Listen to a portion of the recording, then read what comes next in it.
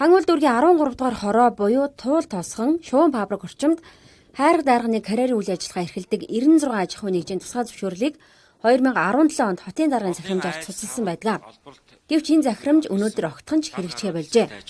Бидний сурвалжлагаар очих үед хайрга дарга атсан том тэрэгнүүд хит хидээрээ тоос татуулан давхсаар байлаа. Тэгээ энэ бүрэн босдыг нэгтэй ийм зогсоод ийм бүр гүйцэтгэж байгаа. Тэгээд бид нар харин та нарт нэг юм зогсож яадаг. Тэрнээс бид нар дайгаар гардаг. Явдаг тохиол зам нь бол одоо эдгээр бол одоо энэгээр улаан замаар эдгээр ингээ явуулдаг байна. Одоо өнөөдөр бол одоо энэ эргээд одоо энэ жирэмсгэмээр одоо энэ ялснаа төгөлд энийг бол өндөөл байж штэ. Одоо энэ нэрхнаа төгөлд энэ арга төлөвлөгөө явуулдаг. Эдгээр чинь дандаа нэг шороо бүгд холдсон шороо тоос болчихсон. Тийм л улсуудад явуулж штэ. Тэрс одоо ямар ч тийм арга хэмжээ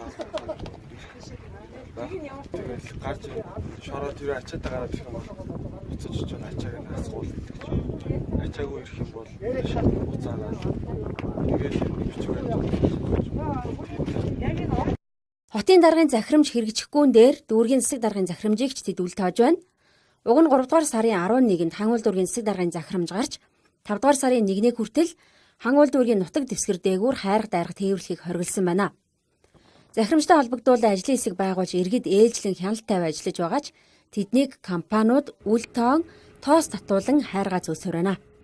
Одоо гол энэ карьерүүд дээр гарч байгаа яг тээвэрлэлтийн замын гол хэсэг дээр ингээ гэрээ бариад цэгээ бариад байгуулад ажиллахын зэрэг Төв аймгийн карьерүүд ер нь ихэнх нь холборлолтоо хийгээд тээвэрлэлтээ хийж байна. Төв аймагч гэхгүй бүгдээрэнд нь бид нэр энэ захирамжийг авч өгсөн одоо энэ хөлт төсөлтийн үеэр бид нэр одоо 30 эдэн тэр умаар барьсан бас замаа хамгаалж шаардлагатай байдаг. Мөн энэ хаврын шороо тоосчдоор иргэд малчд маань одоо эрүүл мэндээр маш их хохирч байна. Гэтэл эднэр яаж нөхөд Төв аймгийнхаа нутгаар гэж шийдж урагшаа тойронгуудаа эргээд одоо манай 14 хорны 7 дугаар хэсэг 5-ын бэсгийн урдуур ингээ хулгайн зам гаргаад бүр одоо үлцэтээс нааших машин бэлчээр бол байхгүй болсон.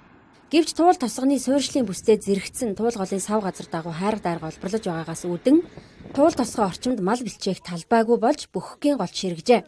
Хамгийн гол нь тосгоны оршин суугчдын мал хувь өгч өөрсдөө ч харшил ханиаднаас салхаа болсон тухай хэлж байна.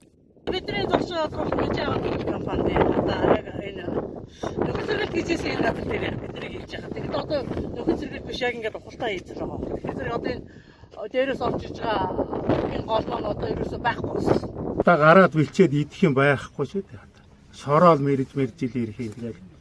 Одоо ерөнхийдөө тугуулмал бол одоо энэ шороогоор дүүрсэл одоо тэгэл эзэн дүүрсийгээ тэгэл бэлчээр байхгүй. Хэцүү шүү дээ. Шороо амтагдаад аман шороож ажиллагдаад өв сургууль нэг шороо бодлоо явахад 2-3 болоход ботл цав цагаан болчихдог. Ойц зүхрүүл тоймгүй шүү. Замбраагүй. Тэгээд зүгээр айлын алга болсон мал бол зөндөө тоо гахайг тэжээдэг. Тэр нохонор нь одоо айлын туглаг 4-5-аар нь барьж иддэг. Тоглоно хөтлөө гэсэн. Эдгээр өөрсдөө мэдж байгаа шүү дээ. Улсуудын үнэ юу яцсан би таагүй бюро хөтлөн гэвэл энэ 2-3 жаргал юм байна. Тэгээд би зөв тоодогч. Усанд нь шигдээд тэгээс үлдээ бүгдээ гаргаж авах гэж юм. Тэгээд одоо амлсан уулзахаар утсаахгүй.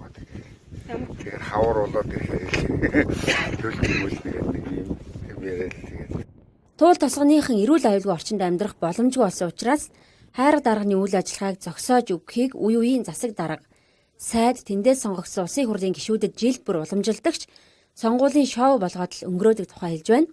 За тиймээс туул тосгоны оршин суугчид энэ удаад ч мөн хотын даргын захирамжийг зөрчин хууль бусаар үйл ажиллагаагаа явуулсаар байгаа аж ахуйн нэгжүүдэд хариуцлага тооцож өгөхийг эрх мэдэлтэн албан тушаалтнуудаас хүсэж байна. Live TV-ийн таны хүссэн бүх лайвыг мэрэгжлийн өндөр түвшинд шууд дамжуулна.